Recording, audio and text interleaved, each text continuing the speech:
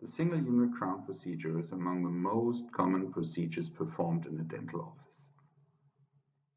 It can account for as much as 48% of an office billable revenue. Though the procedure is common, it can be fraught with errors and inefficiencies. Since the procedure requires multiple layers, multiple steps, and many products, any misstep along the way can compound inefficiencies and introduce avoidable risks to the restoration longevity. The single unit crown workflow solution is a set of solutions designed to help clinicians reduce inefficiencies and protect the marginal integrity of their single unit crown restorations, regardless of leveraging conventional or digital workflows. In this, the first of 4 training sessions, we will review the core and post procedure, which is the first step in ensuring long-term clinical success.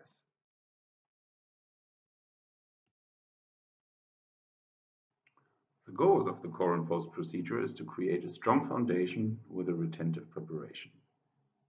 In many cases, a single unit crown will be placed on an endodontically treated tooth, requiring the use of both a post system and a core build-up material.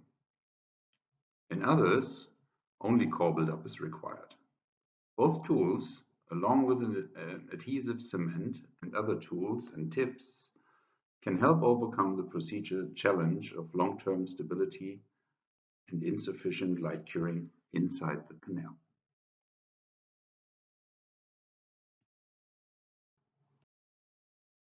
The importance of a proper foundation becomes obvious when looking at an example from a completely different area.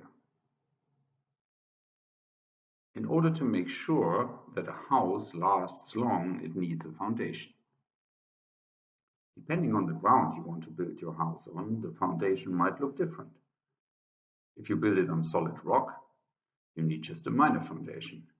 If you want to build it on sand, you have to use a more complicated approach, even including pillars, in order to guarantee long-term stability and prevent premature failure.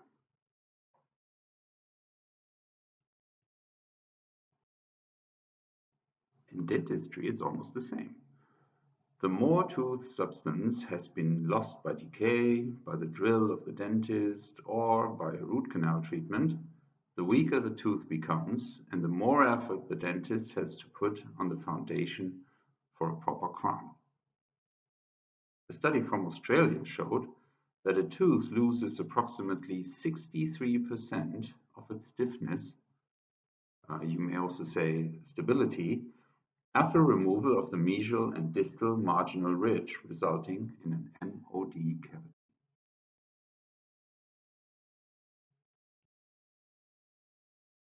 Depending on the state of the tooth, the clinician will often have 2 options to rebuild the foundation. Here are the 2 clinical examples. On the left-hand side, you can see vital teeth with large cavities after caries removal that will need to be prepared for an indirect restoration that will need just a core build-up as foundation. Root canal treated teeth on the right-hand side very often need not just a core build-up, but also a post.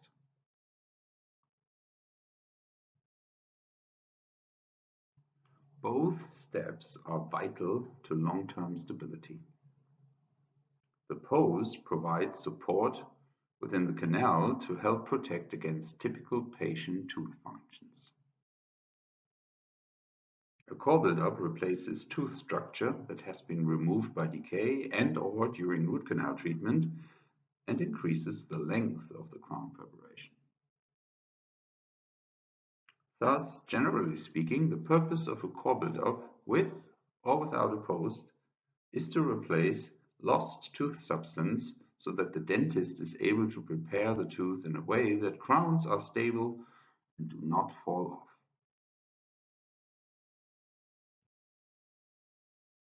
When a post is needed, the dentist should choose a fiber post, not a metal one. Fiber posts react more elastically to stress from chewing forces and reduce the risk of root fractures due to stress concentration in high modulus reconstructions. On the right-hand side, you can see a typical longitudinal root fracture caused by a metal post. The tooth will have to be extracted. If the dentist had used a fiber post in this situation, it would have been very likely that not the tooth, but just the fiber post would have fractured. In such a case, the dentist can repeat the core and post treatment and the tooth does not have to be extracted.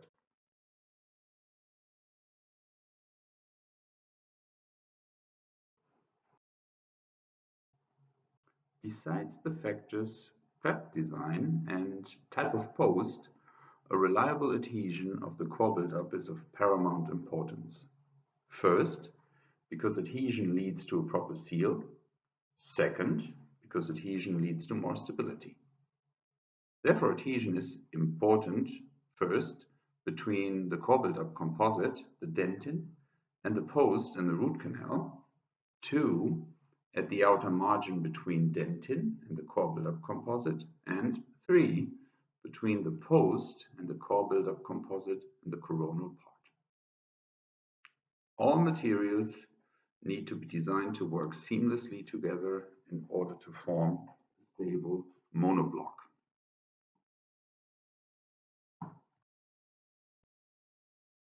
Besides chemical compatibility between the three components, a proper polymerization is important.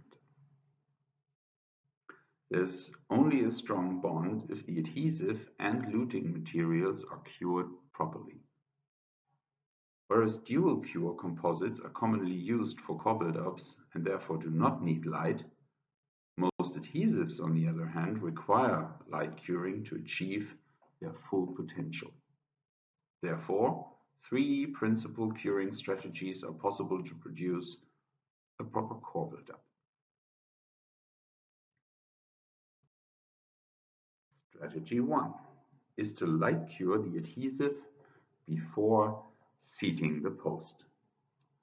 However, pooling and variance of the layer thickness can lead to a situation where the post does not fit to the canal anymore.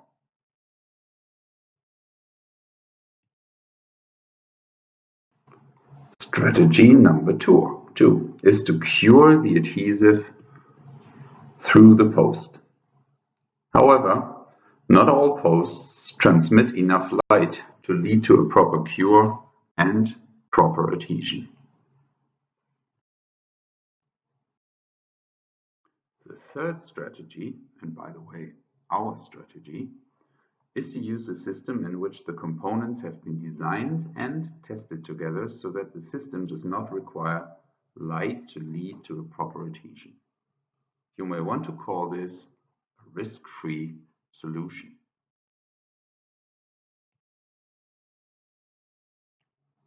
Just as curing is important, so is the shape of the tooth preparation.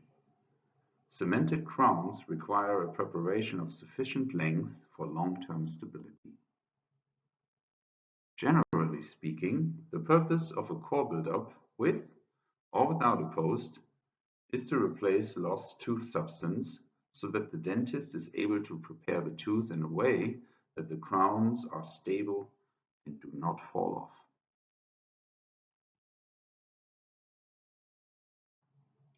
For a proper preparation, a dentist has to consider three factors. Number one is the taper. The taper is an important factor to build up retention. The bigger the taper, the lower the retention, and the more likely it becomes that the crown will fall off. This is illustrated on the two clinical examples on the right. The upper tooth has a preparation with a high taper and low retention, and the lower tooth shows in a preparation with small taper and almost parallel walls leading to a high retention of the crown. The second important factor for the retention is the height of the preparation. The lower the height, the smaller the retention. Last but not least, the dentist also has to make sure to reduce enough tooth substance or core buildup material in order to have enough space for the crown material. Depending on the crown material chosen by the dentist, different material thicknesses are required in order to reach a certain level of aesthetics and stability.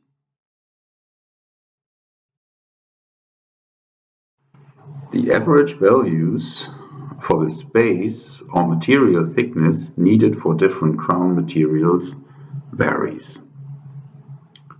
Zirconia, for instance, seen here on the left-hand side, zirconia restorations are strong and typically require less preparation.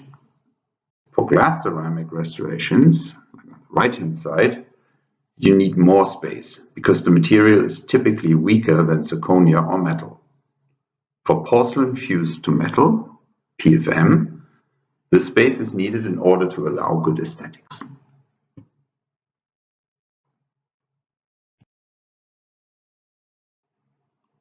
When talking about prep design, it is not just the material thickness, taper, and height, but also how much remaining tooth substance is covered by the crown. To make the crown withstand chewing forces, it should be based on as much remaining tooth substance as possible.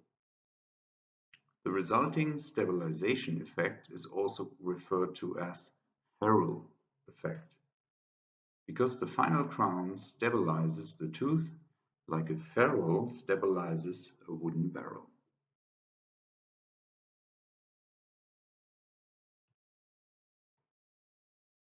So, in summary, core buildups are created to provide a sufficient foundation for crown placement. Fiber posts provide superior stress distribution through elasticity and decrease the risk of catastrophic failures. The adhesive/cement system needs to bond to all surfaces for proper seal and stability. And curing the adhesive layer prior to cementation might impact fit of the post, and is why an adhesive/cement system does not require light for sufficient cure is highly beneficial.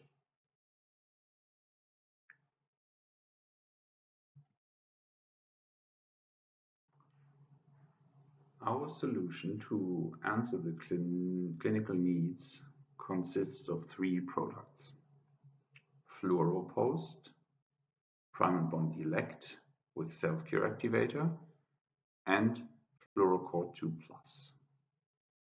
Each of those products has many strong attributes by itself, but if you use them together, they create additional synergies. FluoroPost offers all of the fiber post benefits that we talked about earlier, but also has a microporous surface that offers high adhesion without any kind of silane or sandblasting. Prime and Bond Elect also allows for self-etch post cementation, so no need to put etchant gel into the root canal. Putting those into one treatment removes almost all conditioning steps, and the procedure not only gets easier, but is also more reliable. FluoroCore 2 Plus is easy to place and easy to shape. When combined with Prime and Bond Elect, light curing of the adhesive layer in your post space becomes obsolete. In fact, light curing of any part of your core buildup or post cementation becomes optional and only a means of speeding up the procedure. That removes any risk of uncured adhesive or core buildup and maximizes long-term stability.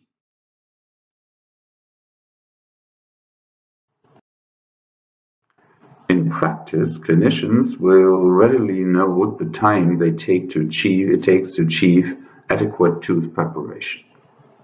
We asked 119 dental practitioners in the US to break down the time they need to do a full single-unit crown by treatment step. Core buildup alone took almost 10 minutes of their time on average. If combined with a post-cementation, these two steps make up for over 30% of the total treatment time from preparation to cementation. Anything that makes this procedure faster and easier without compromising quality will have a high impact on overall treatment time, benefiting the clinician, the patient, and the bottom line.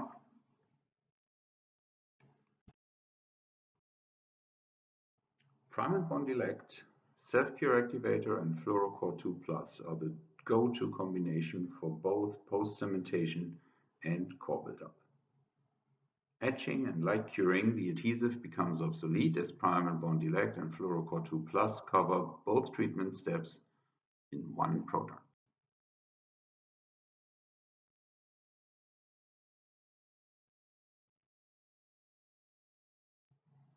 When you add post-placement, two additional challenges come into play, both of them highly important for the overall longevity of a single unit crown restoration: long-term stability and tight coronal seal. As we have learned in the clinical overview of this training, posts can increase the overall strength of an endodontically treated tooth, but only if they come with the right elasticity. An E-modulus close to that of dentin is ideal in that regard. However, all additional stability does not help if the tooth gets reinfected. Getting all of the materials properly cured is key to create the best possible seal, if the procedure is done right. To make sure that happens even in less than ideal cases, reducing procedural complexity should be another important attribute of the recommended product solution.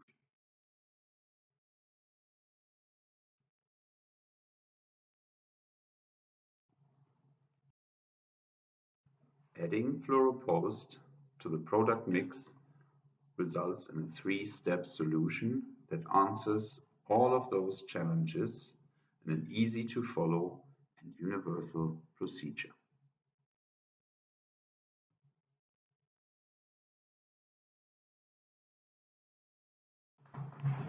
This concludes the first of 4 modules for the single unit crown workflow solutions. The next module will address provisionalization. Thank you very much.